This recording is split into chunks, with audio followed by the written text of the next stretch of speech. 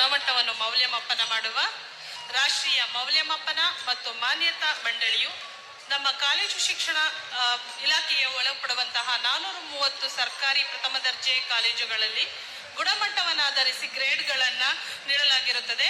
ಅವುಗಳಲ್ಲಿ ಅತಿ ಹೆಚ್ಚು ಗ್ರೇಡ್ ಪಡೆದಂತಹ ಕಾಲೇಜುಗಳ ಪ್ರಾಂಶುಪಾಲರು ಮತ್ತು IQAC ಸಂಚಾಲಕರು ವೇದಿಕೆಗೆ ಆಗಮಿಸಿ ಸನ್ಮಾನ್ಯ ಮುಖ್ಯಮಂತ್ರಿಗಳು ಹಾಗೂ ಎಲ್ಲ ಗಣ್ಯರಿಂದ ಅಭಿನಂದನಾ ಪತ್ರವನ್ನು ಸ್ವೀಕರಿಸಬೇಕಾಗಿ ಕೇಳ್ಕೊಂತೀನಿ.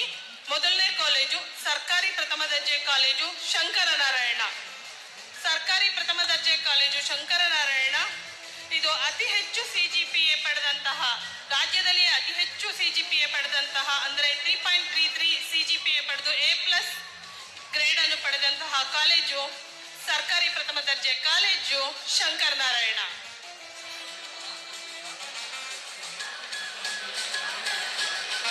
ಸರ್ಕಾರಿ ಪ್ರಥಮ ದರ್ಜೆ ಕಾಲೇಜು ಶಂಕರನಾರಾಯಣ A+ ಪಡೆದಂತಹ